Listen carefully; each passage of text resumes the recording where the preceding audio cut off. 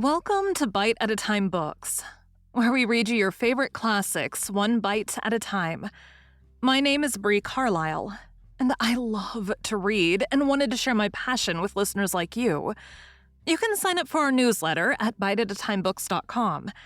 You'll also find our new t-shirts in the shop, including podcast shirts and quote shirts from your favorite classic novels. Be sure to follow my show on your favorite podcast platform so you get all the new episodes. We're part of the Bite at a Time Books Productions Network. If you'd also like to hear what inspired your favorite classic author to write their novels, and what was going on in the world at the time, check out the Bite at a Time Books Behind the Story podcast, wherever you listen to podcasts. Today we'll be continuing Les Miserables by Victor Hugo. Chapter 7. The Effects of Dreams Mingled with Happiness. The lovers saw each other every day. Cosette came with Monsieur Fauchelevert. "This is reversing things," said Mademoiselle Gillenormand, "to have the bride come to the house to do the courting like this." But Marius's convalescence had caused the habit to become established, and the armchairs of the Rue des Filets du Calvaire, better adapted to interviews than the straw chairs of the Rue de l'Homme Arme, had rooted it.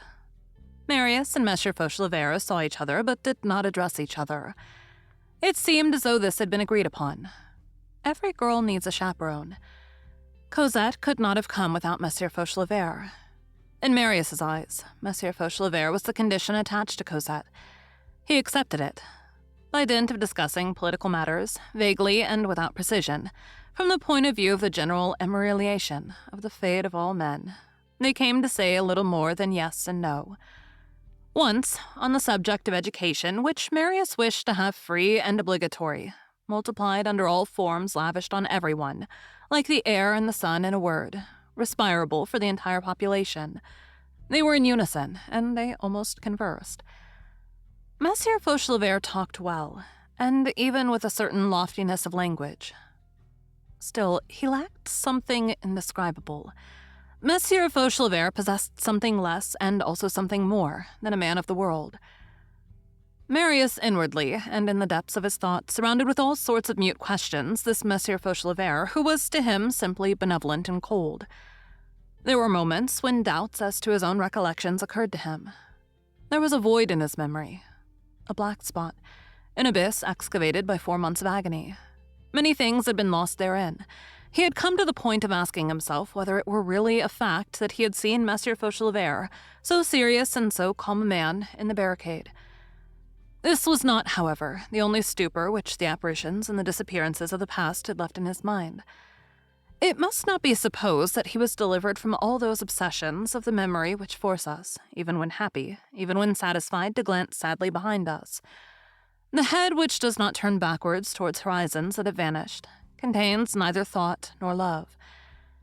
At times, Marius clasped his face between his hands, and the vague and tumultuous past traversed the twilight which reigned in his brain. Again, he beheld Mabeuf fall. He heard Gavroche singing amid the grape-shot. He felt beneath his lips the cold brow of Éponine. Enjolras, Courfeyrac, Jean Prévert, Combeferre, Bossuet, Grantaire, all his friends rose erect before him, then dispersed into thin air. Were all those dear, sorrowful, valiant, charming, or tragic beings merely dreams? Had they actually existed? The revolt had enveloped everything in its smoke. These great fevers create great dreams. He questioned himself. He felt himself. All these vanished realities made him dizzy. Where were they all then? Was it really true that all were dead? A fall into the shadows had carried off all except himself. It all seemed to him to have disappeared as though behind the curtain of a theater. There are curtains like this which drop in life. God passes on to the following act. And he himself, was he actually the same man?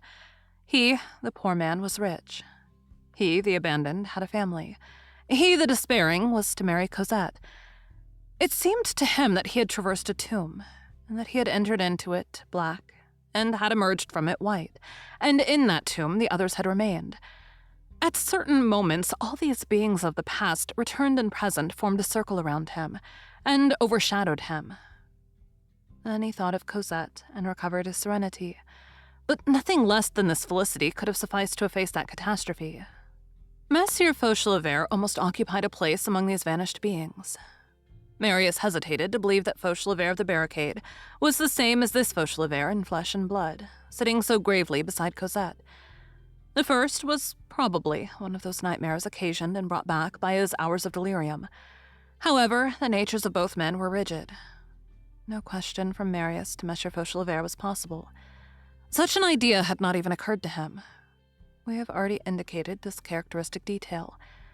Two men who have a secret in common, and who, by a sort of tacit agreement, exchange not a word on the subject, are less rare than is commonly supposed. Once only did Marius make the attempt.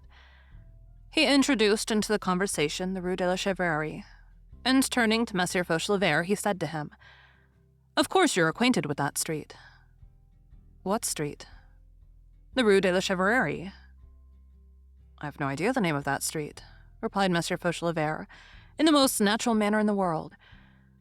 The response which bore upon the name of the street, and not upon the street itself, appeared to Marius to be more conclusive than it really was. Decidedly, thought he, I've been dreaming. I've been subject to a hallucination. It was someone who resembled him. Monsieur Fauchelevert was not there. Thank you for joining Bite at a Time Books today, while we read a bite of one of your favorite classics. Again, my name is Bree Carlile, and I hope you come back tomorrow for the next bite of Les Miserables. Don't forget, you can sign up for our newsletter at biteatatimebooks.com. And while you're there, check out our t-shirt shop. You can look in the show notes or on our website, biteatatimebooks.com, for the rest of the links for our show. We'd love to hear from you on social media. You can find us everywhere at Bite at a Time Books.